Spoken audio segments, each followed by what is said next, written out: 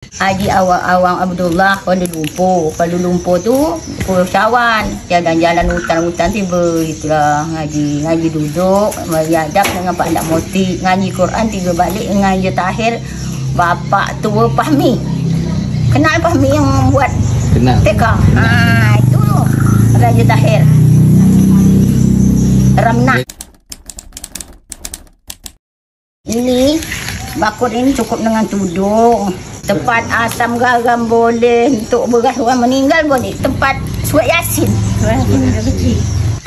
Bakul untuk terampil budak-budak beli untuk terampil sekolah. Habis sampai 20 dapatlah untung. Kadang 2,000 untung kan. Yang ini 20. Tempat surat Yasin 10,000. Yang nampak dan 5,000. Bakul kecil ni 5,000. Kalau tika tu saya biasa jual 31,000 orang untuk meninggal lah. Tapi saya memang tidak dijual kalau orang 3 satu sekah untuk orang memang tidak memang selama hidup. Untuk sekah orang pergi nak. Kita di sini cari rezeki, di sana pun cari, di akhirat cari, di dunia cari. Anak ini Faridah yang tua, Maria, Muhammad Yunus, Atuk Bendel Gelar tu. Itulah 3.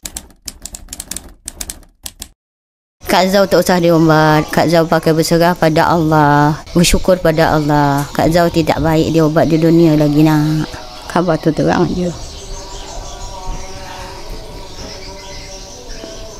Jadi Mak Zau, Kak Ida, Bang Jab, ini kita ada dapat rezeki ni. Ini nampak-nampaknya barang keperluan dapur.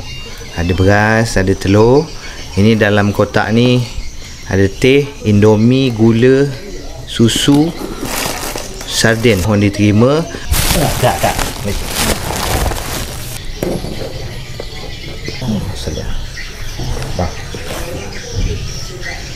Ini sedekah sudah kita sampaikan. Kak Ida juga, Bang Jab.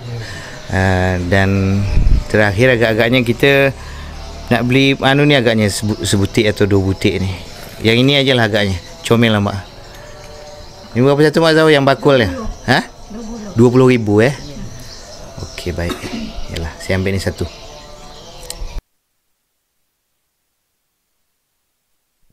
Okey kawan, kegiatan kita hari ini agak-agaknya sampai di sini dulu. Kita akan teruskan pada hari esok.